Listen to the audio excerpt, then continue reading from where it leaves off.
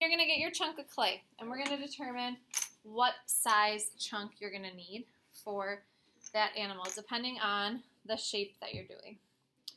So if the bottom of your animal is a little bit larger than the top, you might have two different size pieces, but if it's even, where the bottom and the top shape are about the same, then you'll start with two pieces that are roughly the same.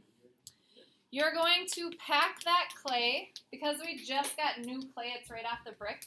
You do not need to wedge it today, which is nice. That saves you a step. So you're going to pack it into a ball. And then, like I said before, you're going to determine, do you want to start with it in a perfect ball shape, or do you want to start with it in more of a oblong shape? Looking at the end goal here, what size you want it to be kind of will determine that. So if I was making this toad, I would keep it in a perfect ball shape.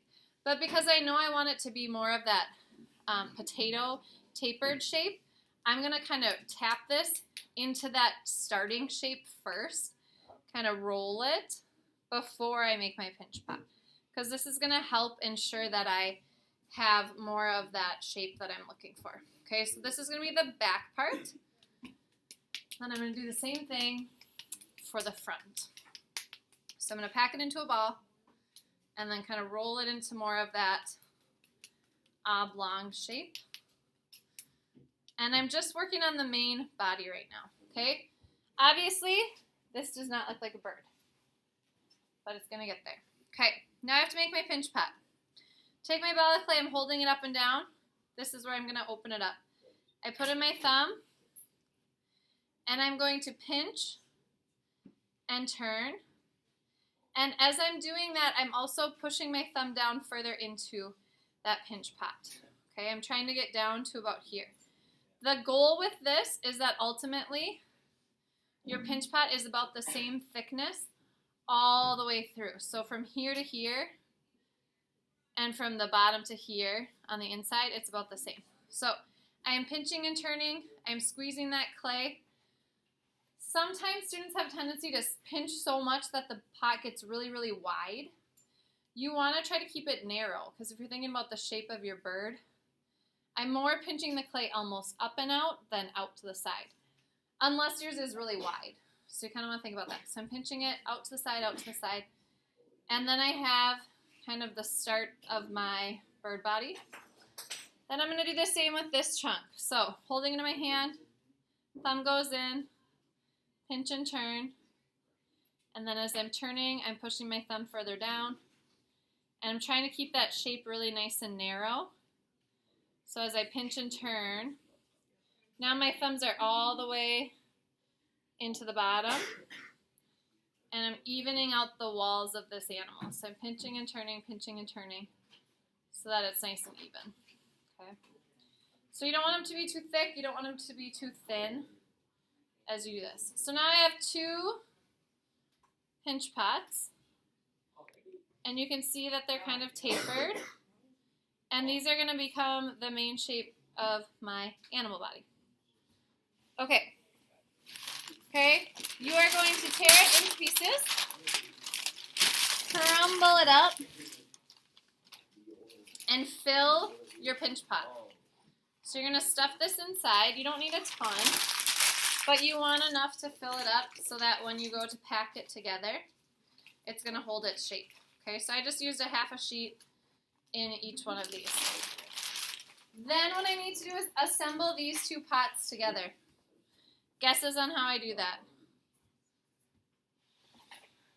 What am I going to do? Just stick them together and hope for the best?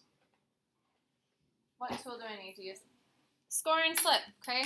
So I can use my fork, I can use my serrated rib, whatever tool you find to be most beneficial for you as you score, you'll do that. I don't have a serrated rib. Okay, so I, like to dip my serrated rib in my slip when I go to score. So I'm going to go around the edges here, scoring that. Go around the edges here, scoring this. And then I have my two halves. You want to make sure that the newspaper is not hanging over the seam, because if it does, it'll burn out. but then you'll have a little pocket here. So you want to make sure it's totally inside. Then you're going to put these two halves together,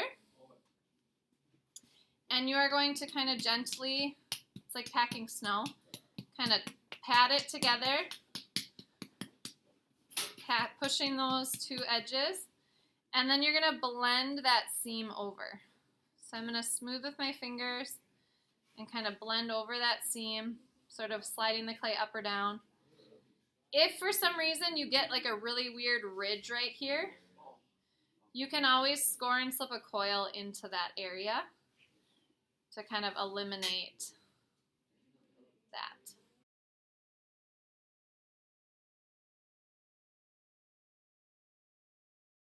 So then I'm going to smooth this together, kind of pack it, and now I have this really large baked potato kind of looking thing.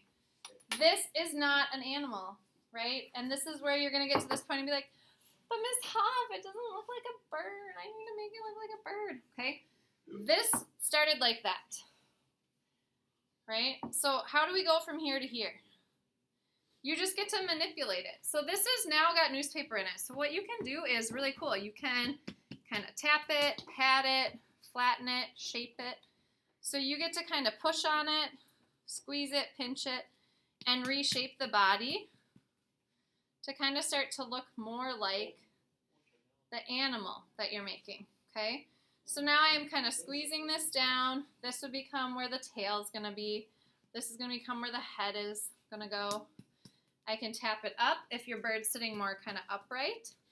I can kind of pack it and tap it to go up. So you can start to see how that isn't going to look as much like a potato and starts to look more like my animal body, okay? Because this clay is pretty thick, there's even some clay here I can kind of manipulate and pinch to be the tail. I'll still obviously be adding wings and tail feathers and such to this.